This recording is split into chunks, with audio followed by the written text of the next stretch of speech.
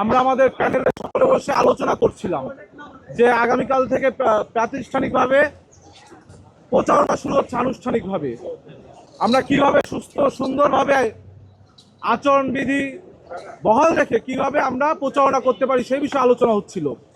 ভেবেছিলাম আজকে শিক্ষার্থীদের উদ্দেশ্যে অনেক কিছু বলবো আমরা জাতীয়তাবাদী ছাত্রদল মনোনীত প্যানেল, কিন্তু আমরা যখন হল প্যানেলগুলোর সাথে বসলাম দেখলাম লেভেল প্লেইং ফিল্ড বলতে যা আছে তার লটুকুও বর্তমান বিশ্ববিদ্যালয়ে বিরাজমান নেই।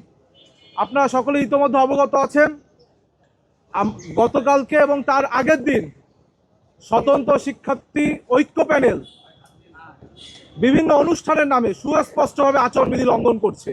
কখনো স্ট্যান্ড আপ কমেডি শো, কখনো নারীর জন্য গান, এই ধরনের বিভিন্ন অ্যাট্রাকটিভ নাম দিয়ে তারা এক ধরনের সমাবেশ এবং প্যানেল পরিচিতির আয়োজন করেছে, যেটা আমরা বারংবার বিশ্ববিদ্যালয়ের যারা প্রশাসন রয়েছে, চিফ রিটার্নিং অফিসার রয়েছে তাদেরকে অবগত করেছি।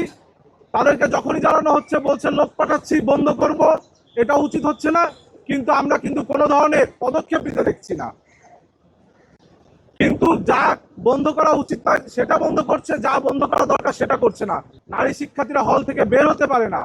কোনো নারী শিক্ষার্থী যদি অসুস্থ হয়ে পড়ে রাত 12টার পরে, সেখানে হল প্রভোস্ট বিশ্ববিদ্যালয় প্রশাসনকে অবহিত করে 1 ঘন্টা প্রসিডিউরের পরে, লেন্দি প্রসেসের পরে তাকে হসপিটালে নেওয়া হয়, তাও অনেক সময় নেওয়া হয় না।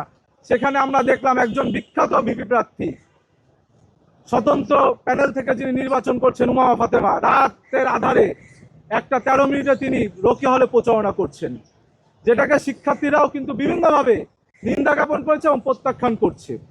সুতরাং এই যে লেভেল প্লেইং ফিল্ড বলতে বিশ্ববিদ্যালয়ের প্রশাসন কিছুই নিশ্চিত করতে পারছে না, এই বিষয়ে আরো বিস্তারিত সম্যক ধারণা তুলে ধরবেন আমাদের ছাত্রদল মনোনীত ভিপি প্রার্থী আবিদুল ইসলাম খান।